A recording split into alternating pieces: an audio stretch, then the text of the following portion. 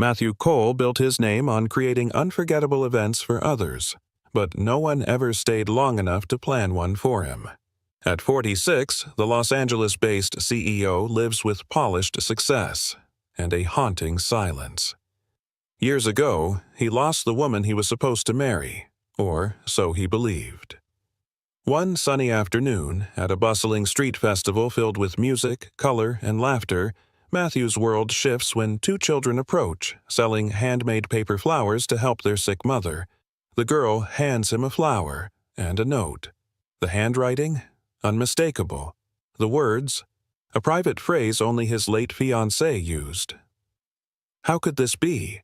Who are these children, and what secret were they unknowingly holding? As Matthew follows the trail, he discovers a truth hidden in grief and a family he never imagined could still be his. But the past won't stay buried quietly. Someone from Grace's world threatens to take everything, and this time Matthew has more than his own heart at stake. This is a story about second chances, written not in ink, but in paper flowers, whispered wishes, and a promise left behind. Subscribe now for more emotional stories that remind us that love never truly dies. It just finds new ways to bloom. The air buzzed with distant laughter, the smell of roasted almonds and the shimmer of lights strung across the promenade of Venice Beach. Crowds ambled past food trucks and pop-up tents, their faces glowing in the golden haze of California's late afternoon sun. Matthew Cole stood apart from it all. At 46, the founder and CEO of Cole Horizons, Los Angeles' top-tier luxury events firm, was known for creating perfect moments for everyone else. He built fireworks above oceanside weddings and designed galas that made magazines swoon. But for himself, for years, Matthew hadn't known what a genuine moment felt like, not since Claire. He kept his distance from the festivities, one hand in the pocket of his sleek navy coat, the other gripping an untouched espresso. His assistant had begged him to take the weekend off. "You need a break, Matt. Just be around people again." He had no intention of staying long, until he saw them. Two children sat cross-legged near a lamppost under a sign that read, "Paper flowers, $1 each." The boy was folding with intense focus, tongue peeking from the side of his mouth. The girl, slightly older, held a bouquet of their creations out to passers-by, her hopeful voice cutting through the noise. "Hi there. Would you like a flower? Every dollar helps our mom in the hospital." Matthew's steps slowed.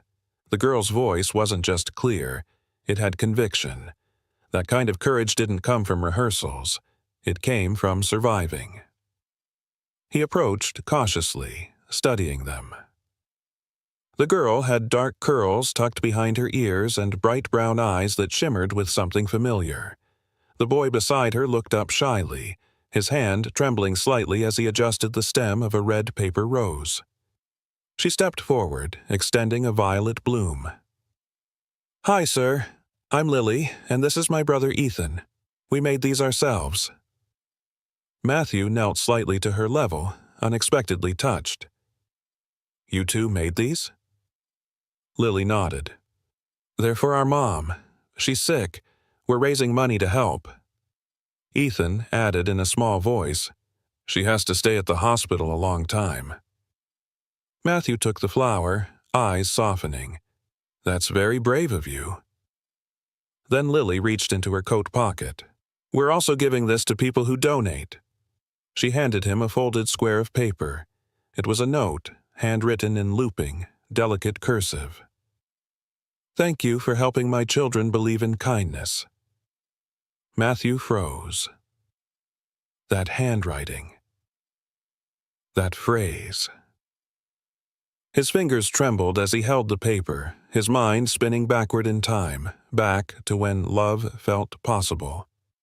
Back to Claire, the only woman he'd ever truly envisioned forever with. The woman who never got to wear the white dress they chose together. The woman whose life was stolen in a crash, right before their wedding. No one had ever written like her, except her. His voice barely came. "Where did you get this note?" Lily tilted her head, confused. "Our mom writes one for every bouquet. She says a thank you lasts longer if it's on paper." Matthew's heart pounded in his chest. "What's your mother's name?" Ethan spoke this time. "Grace." Matthew staggered slightly, like the name alone had struck him. Claire's younger sister, the one who vanished from his life after the funeral. No calls, no closure. Grace. Grace is their mom. He looked at the children again, at Lily's unwavering eyes and Ethan's quiet strength, then at the paper flowers, meticulously folded, the way Claire used to teach her little sister on quiet Sunday mornings. He couldn't breathe. Before he could ask another question, Lily offered another flower, this time a soft blue one. "You look sad. My mom says flowers help sad people." Matthew accepted it, stunned into silence. The street noise returned, the swirl of music, movement, life, but Matthew remained still. The children smiled, politely, and began packing their things into a worn canvas tote. "We have to go before it gets dark," Lily explained. "The walk's long." "Where do you live?" he asked, his voice catching. Ethan hesitated. "Close? Kinda." Matthew reached into his wallet and gently handed them a $20 bill. "Keep the flowers for your mom." Lily's eyes widened. "Thank you, sir. She'll be so happy." As they disappeared into the crowd, Matthew stood rooted to the pavement, the violet paper flower clutched in his hand. The sun dipped lower behind the palm trees, painting the sky in strokes of amber and rose, but Matthew Cole no longer saw it. All he could see were those two small faces, and the echo of a handwriting he never expected to read again. Tomorrow, he'd find Grace. He had to know the truth. And maybe, just maybe, he'd remember how to smile again. The next morning, Matthew Cole sat in the back of a black SUV, fingers tapping restlessly against the leather armrest as the city blurred past his window. The flower Lily had given him was tucked carefully into the inner pocket of his jacket, creased slightly but intact. He hadn't slept. Instead, he'd spent hours staring at the note, comparing it against a forgotten box of letters in the back of his closet. Claire's letters, saved even when he'd tried so hard to forget. The similarities were undeniable. The slanted K, the way the lowercase g looped a little too far left. It was Claire's style, but if Claire was truly gone, then that only left one impossible possibility: Grace. It had been over 7 years since he last saw her. She'd vanished after the funeral, no forwarding address, no phone number, no answers. Just heartbreak wrapped in silence. He always assumed she left to escape the grief, or maybe to escape him. "Turn left here," he instructed his driver, phone in hand, voice tight. "I think I've got the address."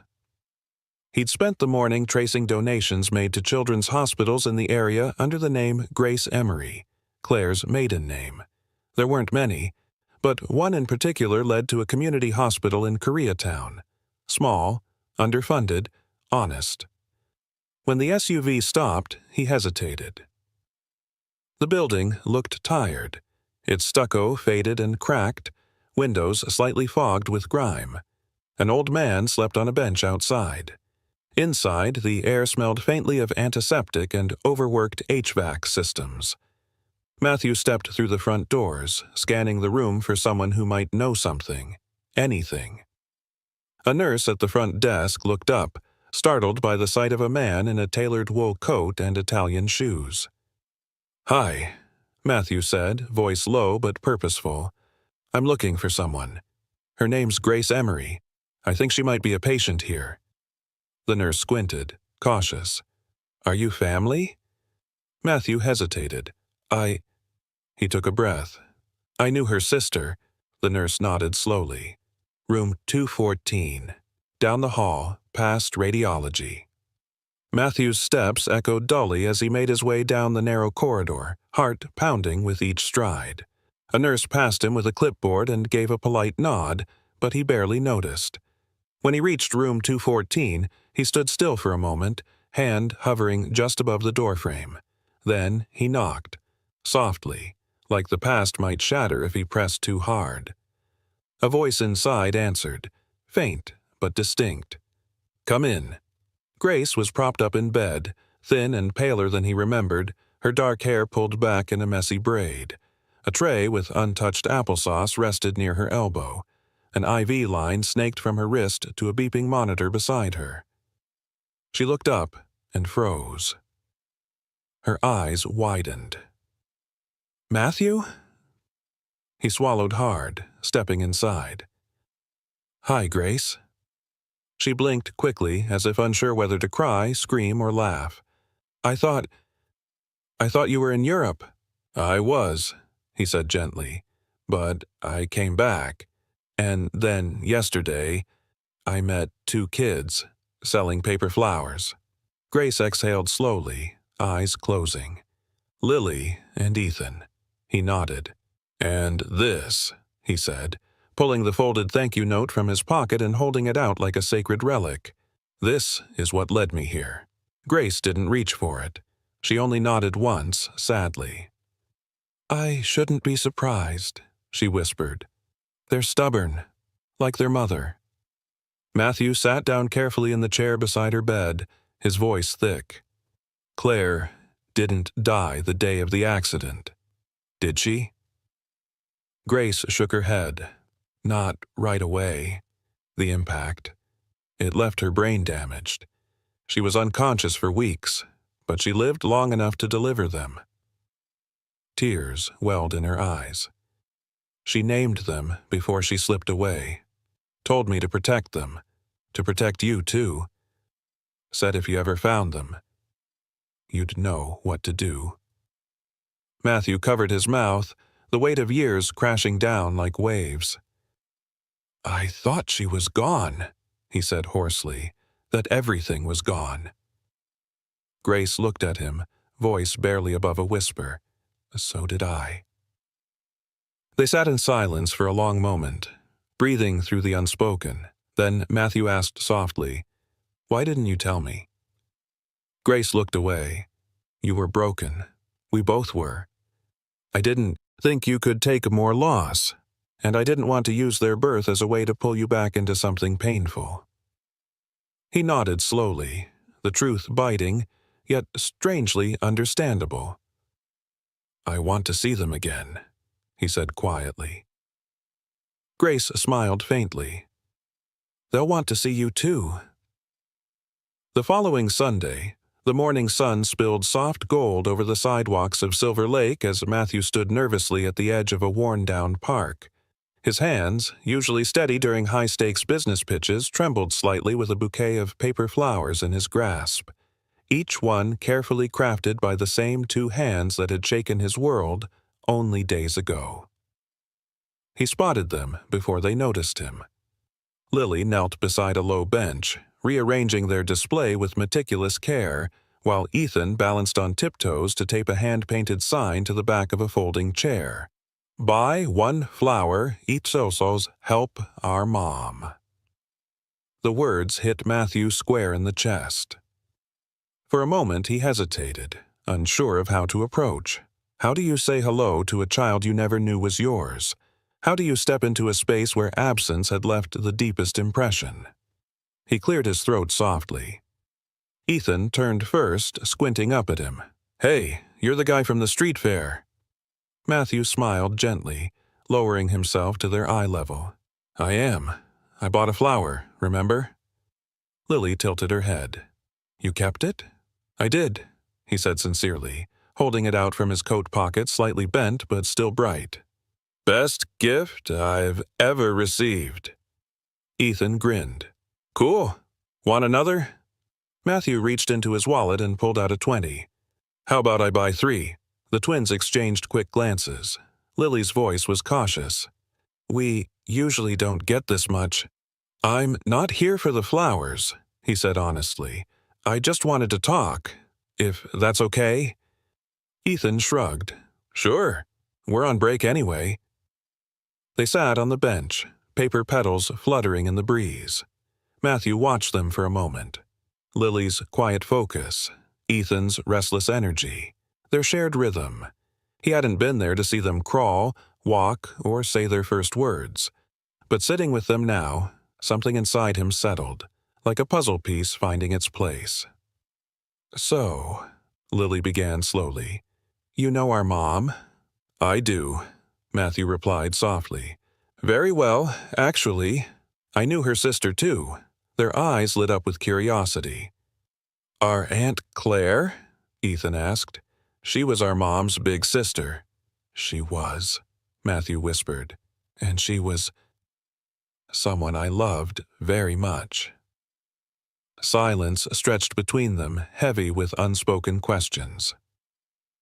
Lily finally said, "Mom says Aunt Claire died when we were babies." "She did," Matthew confirmed, voice cracking slightly. "But not before she gave the world 2 incredible kids." Lily blushed, and Ethan puffed up a little, proud but confused. "Why do you care?" Ethan asked, almost suspiciously. "People don't usually come back." Matthew's heart clenched at the truth in those words. "Because I should have been here a long time ago, and I'm sorry I wasn't." Ethan frowned. "Did something bad happen?" Matthew nodded slowly. "Yes, something very sad. But I didn't know about you, not until last week, and ever since I found out, all I want is to make things right." Lily studied him with the kind of piercing honesty only children possess. "So, what do you want now?" Matthew smiled, eyes glistening. "I want to get to know you, to hear your stories, to learn how you make these amazing flowers. Maybe to be someone you can count on." Ethan looked skeptical, but Lily's voice softened. "Do you know how to fold chrysanthemums?" "No," he admitted sheepishly. "Well," she said matter-of-factly, "then you'll need training." Matthew laughed, a sound that felt strangely unfamiliar but deeply comforting. The afternoon passed in quiet joy. Lily taught him the folds, patiently correcting his clumsy creases, while Ethan peppered him with questions about his job, his favorite animals, and whether he could build a robot that made pizza. By sunset, they'd sold out. "You were pretty good at this," Ethan said, handing Matthew a final crumpled dollar. "You're not keeping it?" Matthew asked. Ethan shook his head.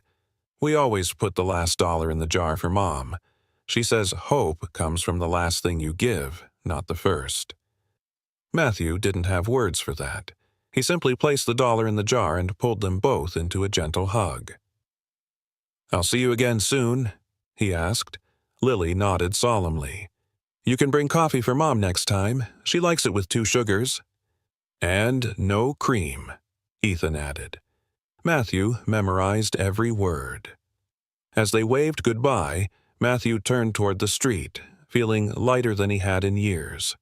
Behind him, 2 tiny voices laughed in the fading light, unaware that their world had just begun to change. The next time Matthew visited, he wasn't carrying paper flowers.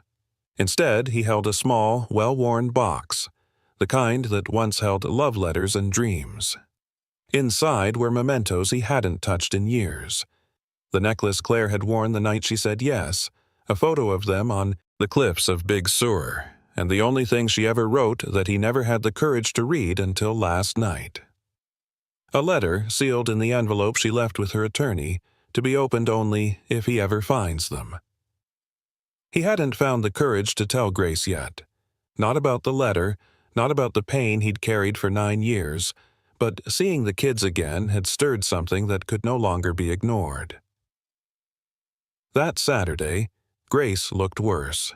Her skin was pale, her eyes shadowed, and though she tried to sit up when he entered, she winced and sank back into her pillow. The hospital room was clean, but tired.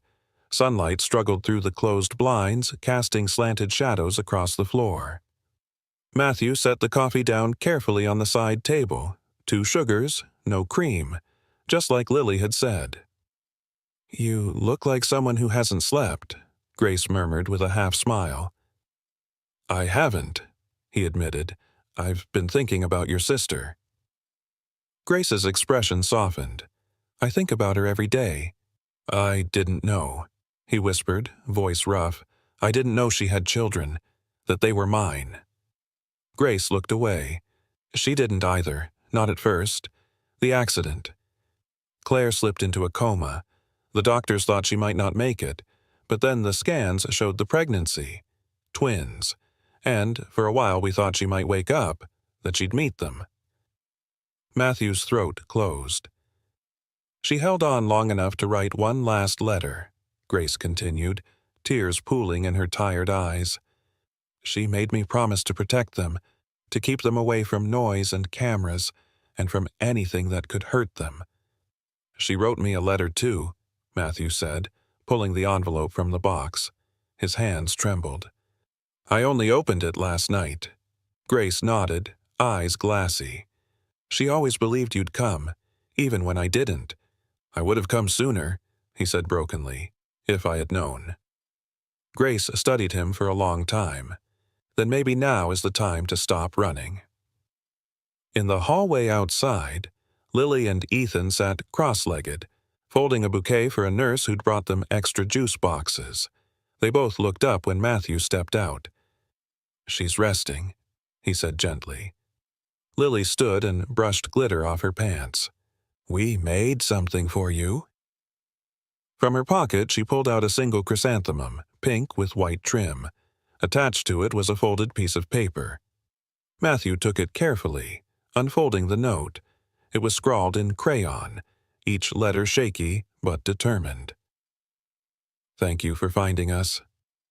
The weight of those 5 words knocked the breath out of him. He crouched down, eye level with the kids, heart full. "I didn't find you," he whispered. "You found me." Ethan looked skeptical. "But we didn't even know who you were." Matthew smiled, eyes damp. "Sometimes the heart knows before the head catches up." They sat on the hallway floor, talking about flowers, hospital food, and their dream of opening a real flower cart one day. Lily wanted it painted blue. Ethan wanted it to have a solar-powered music box. They were just kids, resilient, radiant, entirely unaware that they were teaching him how to breathe again. That night, Matthew stayed with them at Grace's small apartment.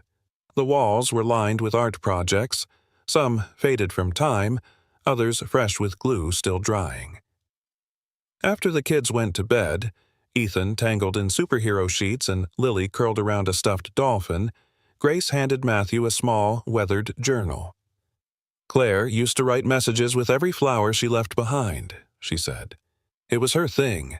Little thoughts, hopes, sometimes even fears. She wanted her kids to grow up knowing what was in her heart." Matthew opened it slowly. The first page was titled, "Letters in Petals." As he read through them, some light and whimsical, others raw and aching, he felt her voice again, her presence, her unshakable love. One entry read, "If I can't be there, let the flowers tell our story." By the time the sun rose, Matthew had made a decision. He would stay, not as a visitor or a shadow from the past, but as a part of their future. The next morning, Matthew stood at the kitchen stove, awkwardly flipping pancakes that were already half burned on one side. He'd offered to cook. Grace had raised an eyebrow but agreed, on one condition: the kids would supervise. "Not like that," Lily said, peeking over the counter with a serious frown. "Mom adds cinnamon." Ethan, sitting on a stool with his legs swinging, added helpfully, "And she flips them when the bubbles pop, not before." Matthew chuckled under his breath. "Got it. Bubbles first, cinnamon second, chef's orders." "Dad used to cook too," Lily said suddenly, almost offhand. Matthew paused, spatula hovering mid-air. Grace, leaning against the doorframe, cleared her throat. "She means our stepdad. He helped raise them after Claire passed, for a while. His name wasn't spoken again, but the mood shifted, just slightly. The kids didn't say more, but something in Ethan's eyes, something tired and cautious, told Matthew there were chapters in their story no child should have had to write. After breakfast, Grace sat with him on the small balcony that overlooked a parking lot speckled with potholes and sun-faded cars. The kids were inside, coloring quietly with the journal spread between them like sacred scripture. "I've seen the way they look at you," Grace said softly. "Lily watches your hands like she's searching for pieces of her mother's memory. Ethan copies the way you sit." Matthew stared out at the morning haze. "I don't know how to be a parent." "No one does," she answered. "We all start not knowing. The ones who stay, that's what matters." Grace's hand trembled slightly as she reached for her tea. Her voice had a rasp to it now, like gravel gently shifting beneath silk. "You okay?" Matthew asked. She smiled faintly, but there was exhaustion in her expression that went deeper than sleep. "I've been managing, but the truth is, it's getting harder. The doctors say my lungs are tired, that the tumor's moving faster than expected." Matthew's chest tightened. "Have you started treatment?" She shook her head. "Not anymore. Too aggressive, and I didn't want the kids to see me like that." "Grace?" "I'm not giving up," she interrupted, gently but firmly. "But I need help. Real help." The silence between them carried everything unspoken. Matthew understood what she wasn't asking but desperately needed. He'd been on the edge of this moment for days, standing at the precipice of purpose and fear, and now the choice was in front of him. "I want to be here," he said finally. "Not just visiting, not just dropping by with groceries and burnt pancakes." She turned toward him, hopeful but wary. "This isn't charity, Matthew. I know. It's love. It's what Claire would have wanted."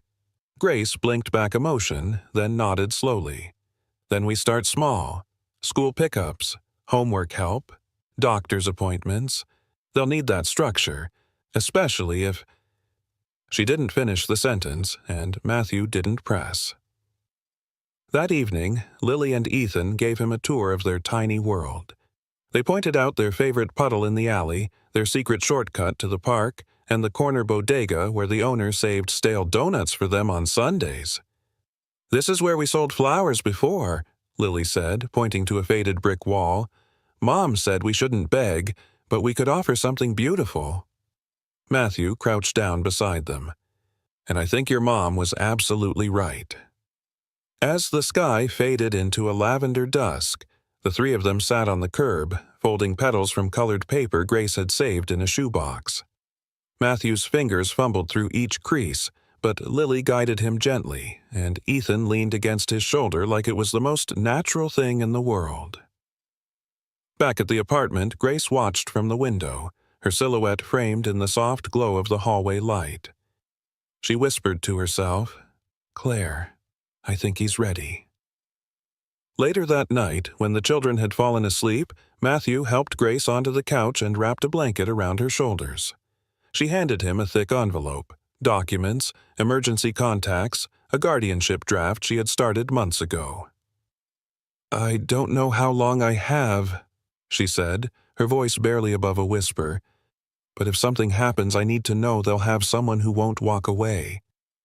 "I'm not going anywhere," he replied firmly. Grace nodded, and in her tired eyes there was relief.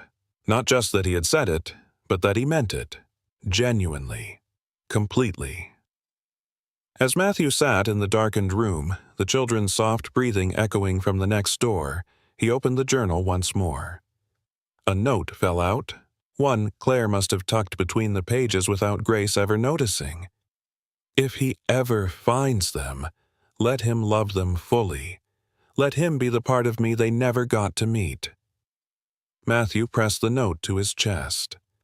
He had found them, but more than that, they had found him, and from this moment forward, he would make sure they never felt lost again. Matthew adjusted the faded backpack on his shoulder as he walked Lily and Ethan to school the next morning. It had belonged to Claire, Grace had told him quietly, kept all these years like a sacred piece of their past. Now, Matthew carried it, filled with lunchboxes, hand-drawn permission slips, and the unspoken weight of responsibility he had never imagined bearing. "Don't forget," Lily chirped as they walked, "we have library hour today. Miss Compton says we're allowed 2-chapter books now." "And I have PE," Ethan groaned. "I hate dodgeball. I always get hit first." Matthew smiled. "Next time I'll train you. Secret CEO dodgeball techniques." Lily rolled her eyes, but Ethan grinned, bumping into Matthew playfully. It wasn't lost on him how natural this had begun to feel, how, in such a short time, they'd carved out a rhythm together. But under that comfort loomed a quiet dread. Grace's illness was progressing faster than anyone had hoped. At the hospital that afternoon, Grace looked smaller than she had days before, her energy waning, her voice quieter, but her spirit still luminous. "You remembered the cinnamon," she whispered, sipping the tea he brought. "Lily made sure of it," Matthew replied softly, pulling a chair close to her bedside. "She's starting to memorize the whole pancake process. I think I'm being replaced. She's just copying what she sees in you." Grace's hand trembled slightly, so he reached for it. Her fingers laced through his with a trust that felt sacred. She nodded toward a folder resting on the windowsill. "I signed the paperwork this morning," she said. "Legal guardianship transfer. It's temporary for now. But if things don't..." "Don't," Matthew cut in gently, squeezing her hand. "We're not talking about endings today." Grace gave him a small, knowing smile. "You still hate losing control, don't you?" He gave a soft, sad laugh. "Not with them. With them, I want to let go. Be messy, make mistakes, be real." She watched him for a long moment, then said, almost dreamlike, "You know, Claire used to say that real love isn't polished. It's clumsy and loud and unapologetically present." "I think," he whispered, "I'm starting to understand what she meant." That evening, back at the apartment, Lily tugged on Matthew's sleeve while he stirred soup on the stove. "Can we show you something?" Ethan pulled out a shoebox from under the bed, carefully wrapped in an old scarf. Inside were dozens of tiny envelopes, each one attached to a paper flower. "These are the letters," Lily explained.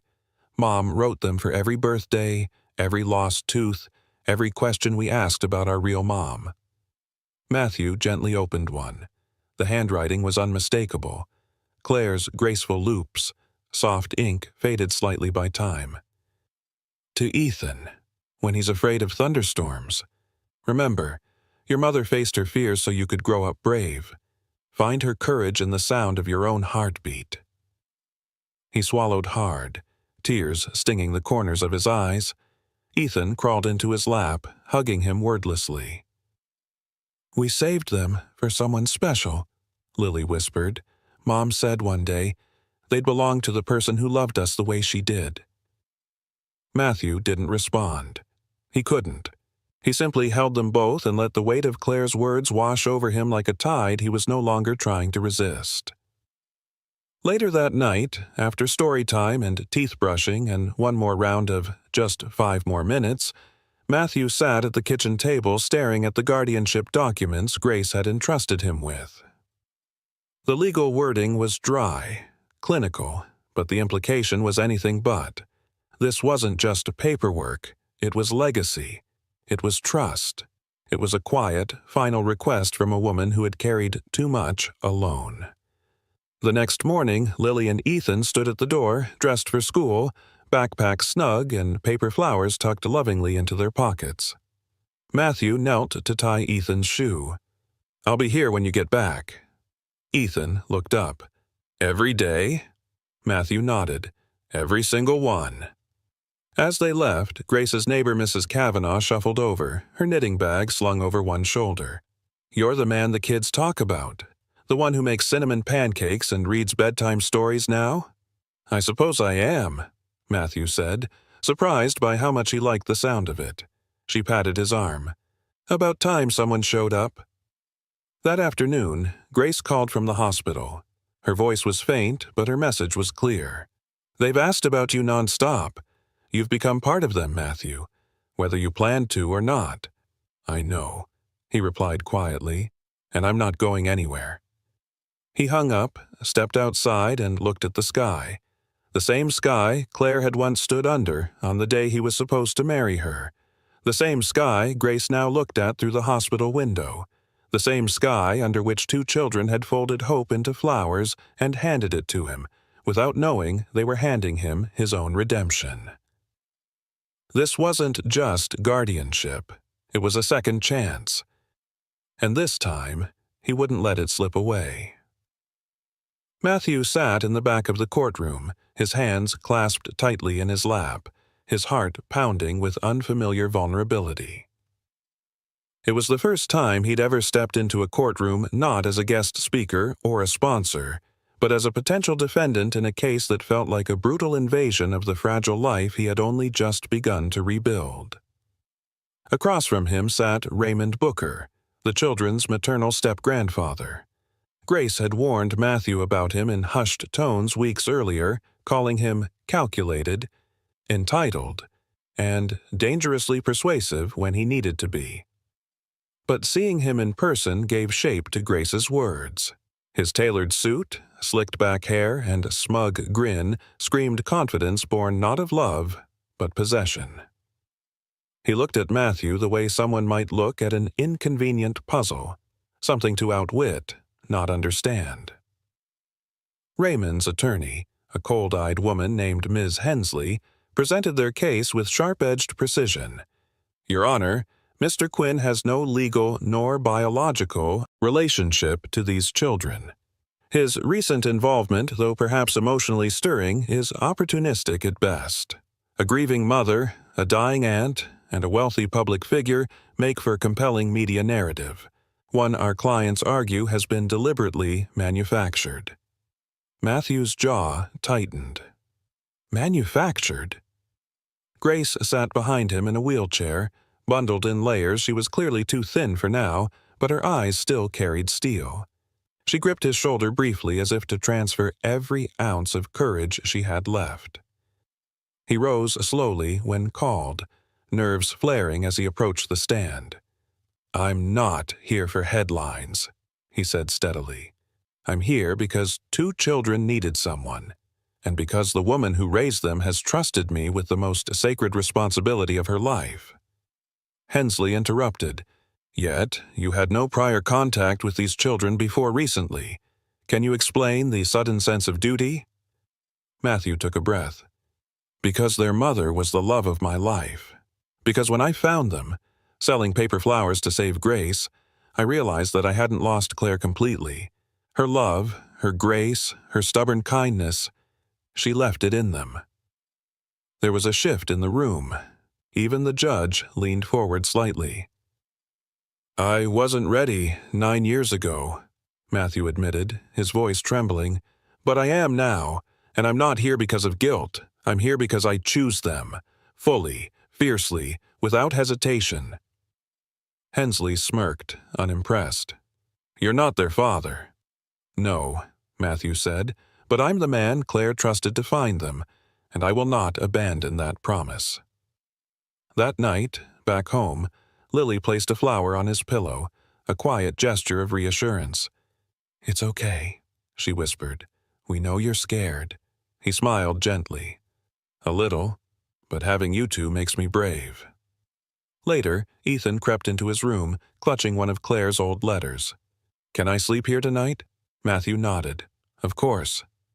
As the boy curled beside him, Matthew thought of how a man changes. Not through press releases or profits, but through paper petals handed to him by children who still believed in magic and memory. The next morning, Grace sat with him on the balcony, the ocean breeze tangling her hair like ghost fingers.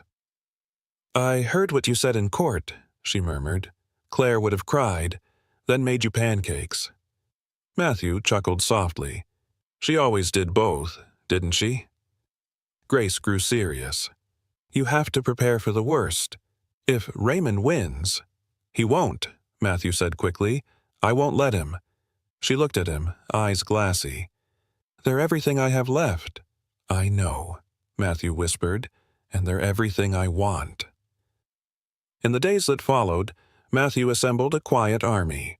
Former friends of Claire, teachers from the kids' school, even Mrs. Kavanaugh, who offered a tearful testimony of watching Matthew care for Lily and Ethan day after day. A neighbor mentioned how Matthew had stayed up 3 nights straight during Grace's last hospitalization, managing both children's routines and coordinating her care. Each word built a foundation, not of legal leverage, but of lived-in, undeniable love. And then came the letter. Grace had asked Matthew to deliver it only if the case grew dire. Now, sitting across from his attorney, he handed it over solemnly. The courtroom went still as the judge read it aloud. "To whoever holds this in their hands, if my time comes before justice finds my children, let it be known. Matthew Cole is the man I trust above all. Not just because he loved my sister once, but because he has shown up every day for my children. I've seen them smile in ways they never have before. I've watched him become what we all needed. Not a replacement, but a continuation. If he ever finds them, let him love them fully, and let them know it was always supposed to be him." The judge cleared his throat, visibly moved. Hensley shifted uncomfortably. Raymond, for the first time, looked unsure. "And Matthew?" Matthew held his breath, not in fear, but in hope. The court hearing had ended for the day, but its emotional echo still lingered in Matthew's chest like a distant drumbeat. He sat silently in Grace's hospital room, watching her breathe unevenly through an oxygen tube. Her eyes fluttered open, tired but aware, and a faint smile formed when she saw him. "Did you win?" she whispered weakly. "Not yet," he replied gently, brushing a damp strand of hair from her forehead. "But I read your letter. It changed everything." Grace's eyes shimmered with tears. "Good. I needed them to know. You were always more than a memory." Matthew's hand trembled as he held hers. "You don't have to fight this alone anymore." Her breath caught in her throat. "I'm tired, Matthew, but I sleep better knowing someone strong is standing where I once stood." That night, back at his place, the kids were already in their pajamas, sprawled across his couch in a chaotic storm of construction paper, scissors, and glue. The dining table had transformed into a shrine of paper flowers. Bright reds, calming blues, and soft yellows, each one shaped with painstaking care. Lily looked up. "We're making a flower wall for Auntie Grace." Ethan held up a misshapen flower with pride. "This one's a sunset. She said she misses watching them." Matthew knelt beside them, his voice cracking softly. "She'll love that." "Can we hang it in her room tomorrow?" Lily asked, her voice trembling with hope. "We'll make it the first thing she sees when she wakes up," Matthew promised, pulling both children into his arms. Later that evening, Lily sat at the kitchen counter with a cup of warm milk. Her eyes stared quietly out the window. She said sometimes the hardest part of being sick is not the pain. It's not knowing if the people you love will remember you the way you really were, she said.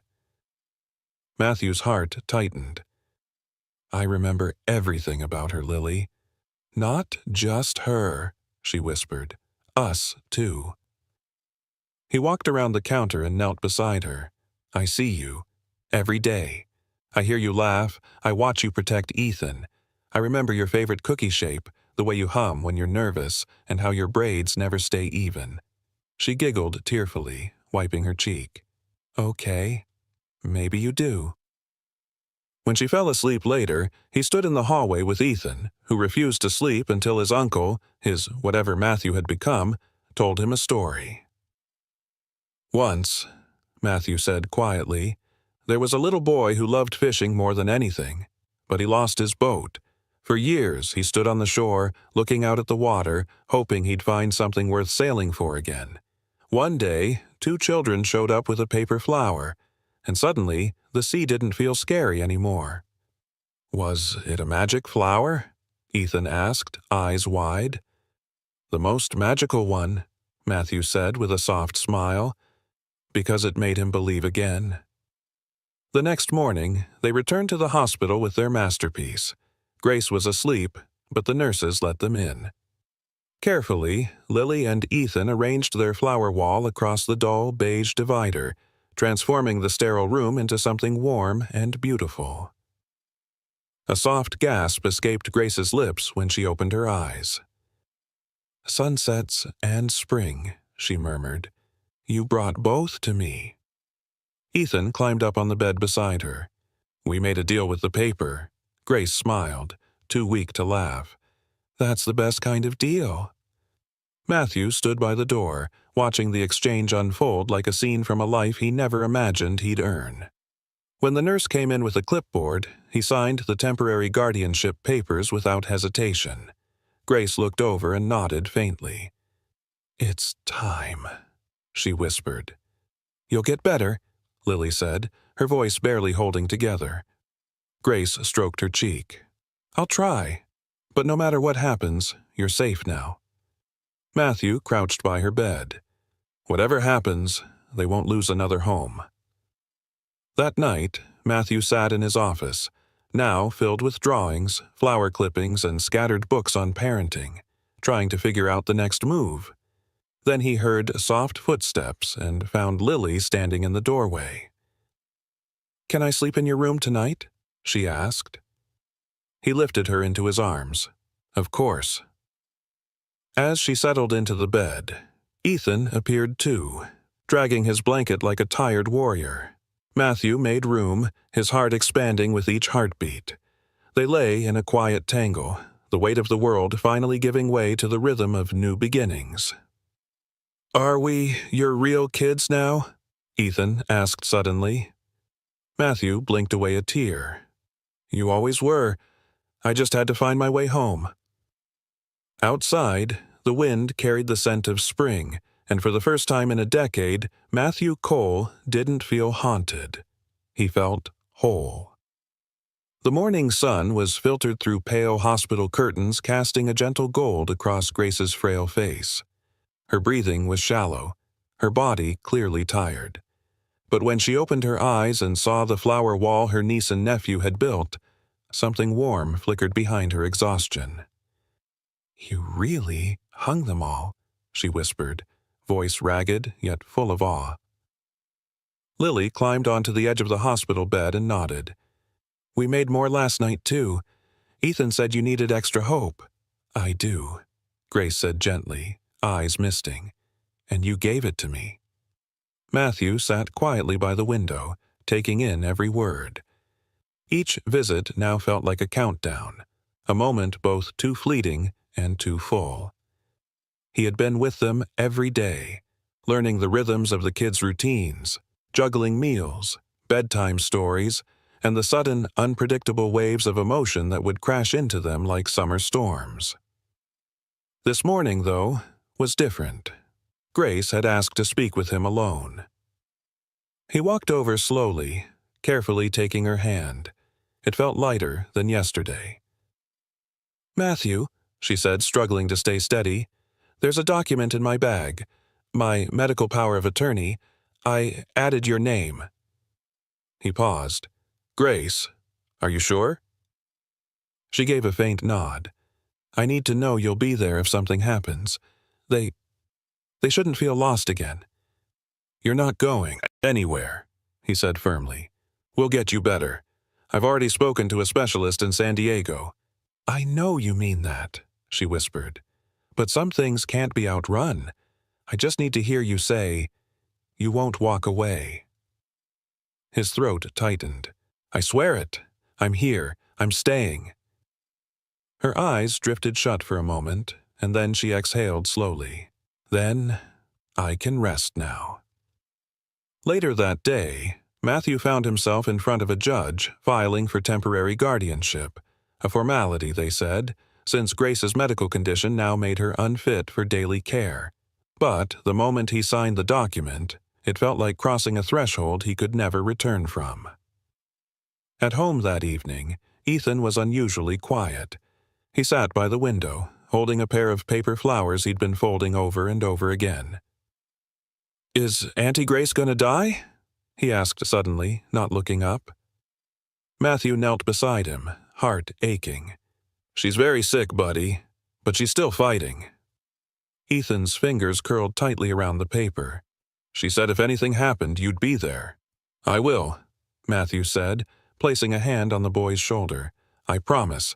And you won't give us away if you get tired?" That broke something in him. "Never," he said firmly. "I didn't find you to let go. You're my family now." In the other room, Lily was writing in her notebook, her hope journal, she called it. It was full of drawings, snippets of poetry, and quotes Grace used to say. She looked up as Matthew entered. "I added a new page today. Can I see it?" She nodded and turned the book. It was a drawing of 3 hands, hers, Ethan's, and Matthew's, holding a heart made of paper flowers. "It's called The Day We Became Real," she explained softly. Matthew blinked back tears. "It's beautiful." She leaned against him. "I know you're scared, too, but we'll get through this, together." That night, when both kids were finally asleep, Matthew sat alone at the kitchen table, staring at the guardianship papers. He could still hear Grace's voice in the back of his mind, echoing the words she'd said earlier. Let them belong to someone who sees them, not just feeds them. He did.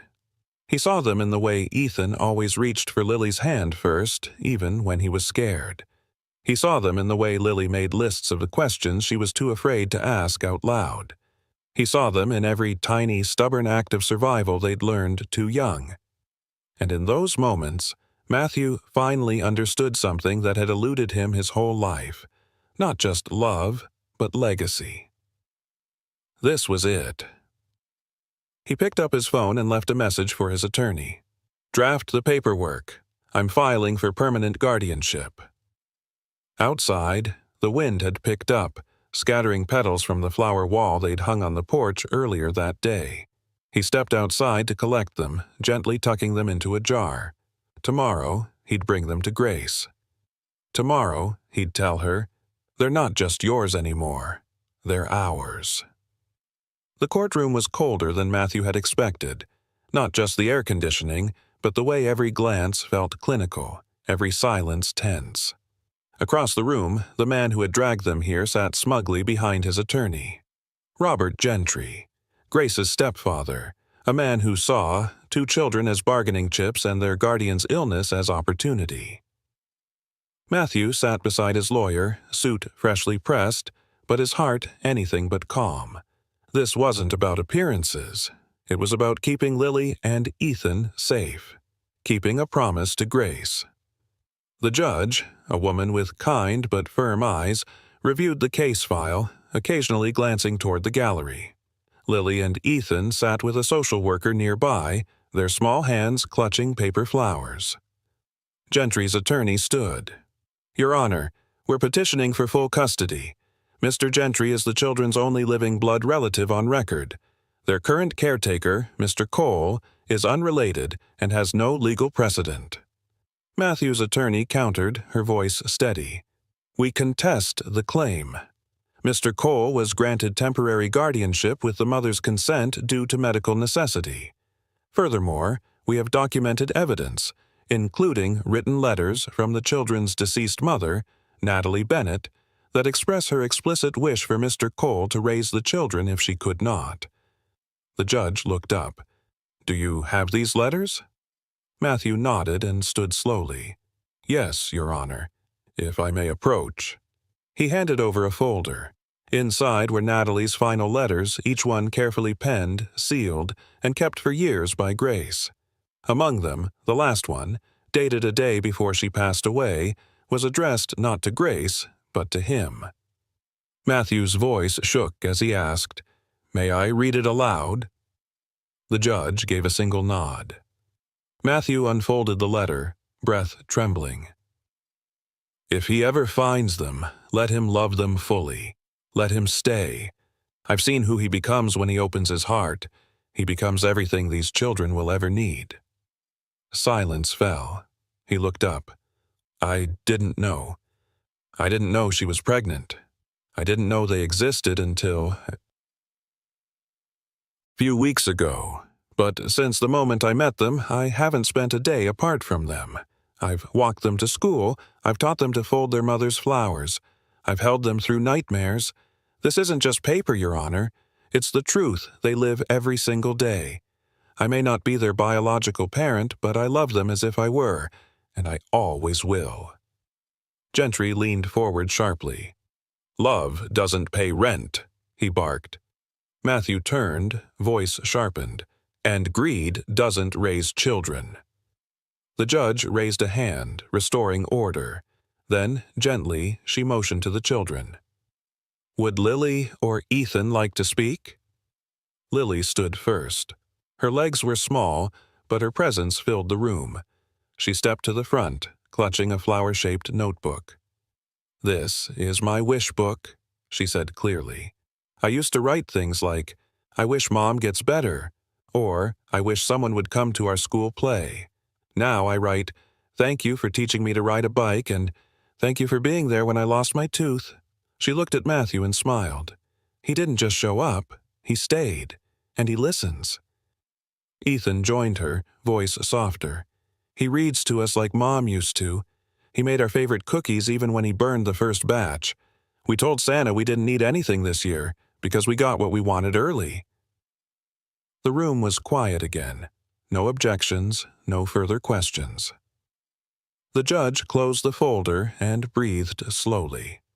Court will recess. I'll return with a decision shortly. Matthew sat back down, his hands numb. Across the room, Gentry glared but said nothing. Outside the courtroom, Grace waited in a wheelchair, oxygen tube in place. Her cheeks were pale, but her eyes burned with hope. Matthew approached slowly. They were brave, he said. She squeezed his hand. So were you. Minutes later, the judge returned. Her decision was clear. Permanent guardianship will be granted to Mr. Matthew Cole in accordance with the wishes of the children's deceased mother and the testimony given today. The gavel struck. Ethan gasped. Lily burst into tears, not out of sadness, but sheer relief. They ran into Matthew's arms, their joy uncontainable. Behind them, Gentry stood, stunned, as if the loss was more to his ego than anything else. Grace cried silently, not out of pain, but peace. You kept your promise, she whispered. I meant it, he replied, voice raw. I always will. The courtroom's final ruling hadn't just ended a legal battle, it had closed a painful chapter in Matthew's life and opened a tender, terrifying, beautiful new one. He was now, in every way that mattered, the legal guardian of Lily and Ethan. That evening, the three of them walked out of the courthouse hand in hand. The air was cool, and the city lights flickered softly overhead. Lily looked up at Matthew with cautious hope. Does this mean we're a real family now? She asked, her voice barely louder than a whisper. Matthew knelt, cupping her cheek gently. We've been a real family since the moment you two walked into my life. Today just made it official. Ethan squeezed his hand tighter. Can we go tell Mom? They drove straight to the hospital. Grace had been moved to a private room, and though her strength waned, her spirit burned brightly. The moment Lily and Ethan burst through the door, chattering about the courtroom and hugging her with unbridled joy, tears shimmered in Grace's eyes. Matthew hung back, his heart full but aching. You did it, Grace said weakly as he approached her bedside. No, Matthew said softly, pulling a chair close. You did. You raised them with love, taught them to fight, to believe, to hope. I'm just lucky I found them before it was too late. Grace gave a faint laugh, the kind only someone exhausted but content could make. They were always meant to find you." A silence settled between them, tender and honest. "Grace," he began carefully, "I know you're tired, but when you're ready, I'd like you to come home, with us." Her gaze lingered on the children. "I'd like that," she whispered, "but if I don't make it—" Matthew shook his head gently. "Don't. You will." But Grace only smiled, a knowing smile, the kind that carried acceptance, not surrender. That night, Lily and Ethan stayed at Matthew's home, now their home.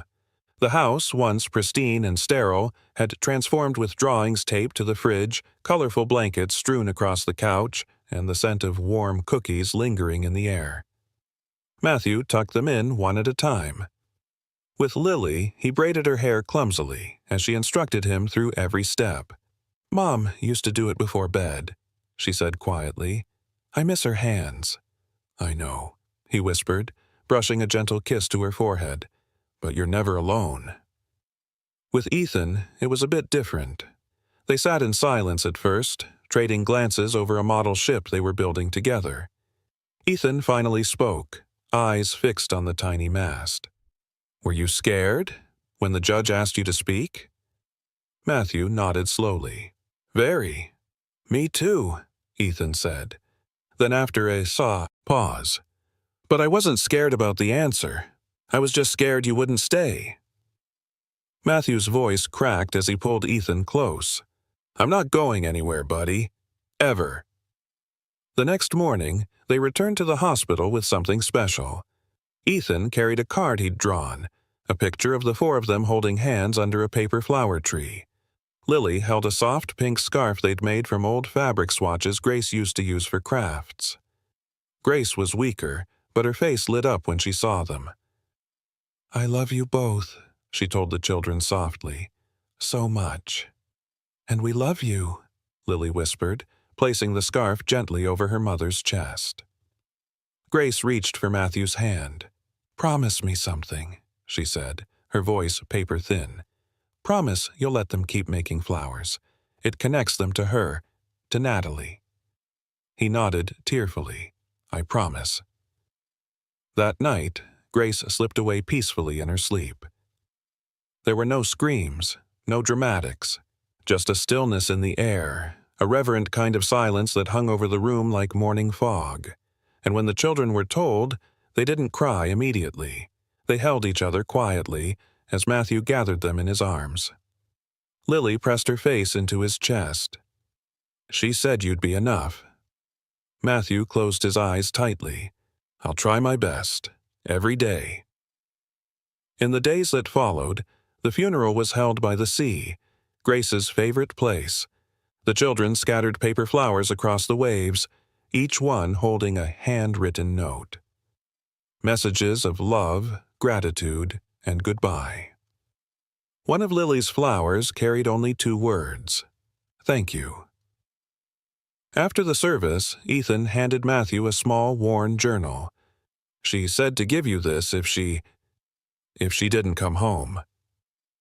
It was a collection of letters, some from Grace, many from Natalie. Folded inside were poems, flower templates, and memories stitched into the fabric of paper and ink. On the final page in Natalie's handwriting were the words, "Now they belong to you." Matthew clutched the journal to his heart, unable to speak. That night, after the children had gone to sleep, he sat alone in the living room. The glow of the lamp cast warm shadows as he turned the journal's pages again and again. He wasn't the same man who built empires out of events and lights. He was a father now, a memory keeper, a builder of paper flowers. And he would never let them wilt. The first-grade graduation ceremony was modest. Folding chairs lined beneath a community center banner, proud parents filling every inch of the room. But to Matthew Cole, it might as well have been the stage of Carnegie Hall. Lily and Ethan stood at the edge of the platform in their paper mortarboards, eyes searching the crowd. When they spotted him, both waved eagerly, their faces lighting up with the kind of joy that dissolves every shadow. Matthew smiled, placing a hand over his chest where Natalie's journal rested in his inner coat pocket, close to his heart. They'd made it. The ceremony passed in a blur of tiny voices and oversized diplomas. When the time came for the children to present their memory projects, Lily and Ethan approached the microphone, holding a carefully bound book wrapped in recycled paper. "This is our gift to our dad," Lily began, her voice trembling but strong. "Each page has one of the letters our mom used to send with every paper flower we sold," Ethan added. The room quieted. "Some letters were about courage," Lily continued, "and some were about being kind. But they were always about love. Our mom said love is the only thing that grows when you give it away." "And now," Ethan said, looking directly at Matthew, "they belong to you." Matthew's eyes stung as he walked to the stage and knelt between them, embracing them tightly. "I'll treasure this forever," he whispered. After the ceremony, the three walked along the beach where it all began. The boardwalk, once just a place where two kids sold flowers to save their father, had become the sacred ground of a family's rebirth. "Want to stop by the old flower stand?" Ethan asked. Lily giggled. "It's still there, but now it has a sign that says, 'Family first, flowers second.'" They walked there anyway, leaving paper roses for the sea breeze to carry. And then Ethan did something unexpected. He pulled out a folded piece of paper from his pocket. "It's from Mom," he said softly, handing it to Matthew. "One we didn't include in the book." Matthew unfolded the note, already worn at the edges. It read, "If this ever reaches you, Matt, know this. I never stopped believing you would find them. And if you do, don't love them halfway. Love them with everything. Let their hearts be your home." He folded the letter slowly, unable to speak. Lily slipped her hand into his. "You're our home now," she said simply. That night, back at their beachside house, Grace's old wish fulfilled in walls and windows, Matthew stood by the door as Lily and Ethan ran inside to prepare for family story night. In the hallway hung the framed photo of Natalie, smiling, gentle-eyed, surrounded by paper flowers. Beneath it, Matthew had placed a small placard that read, "The woman who taught us all how to bloom." Dinner was homemade pasta with far too much garlic, followed by strawberry ice cream and bedtime stories from the memory book. As Matthew tucked them in, Ethan asked, "Can we write a letter back to Mom?" Matthew nodded, pulling out a blank sheet of paper. "What do we want to say?" Lily leaned over and whispered, "Tell her we're okay." Ethan added, "And that we love our new dad." Matthew swallowed hard. He took the pen and began to write. "Dear Natalie, your children are brave, they're smart, and they are loved beyond words. I'll never be able to thank you for trusting me to find them. I'm not the man I was and I don't want to be. These kids are my beginning again, and I'll carry them forward. For you. Love, always, Matthew." The three of them folded the letter and placed it inside a paper flower. Then, under the moonlight, they walked to the shore and let the tide take it. "I think she got it," Ethan said as the waves rolled it out to sea. "I think so too," Matthew replied, wrapping an arm around each of them. Later that night, long after the kids had fallen asleep, Matthew sat alone in the quiet living room.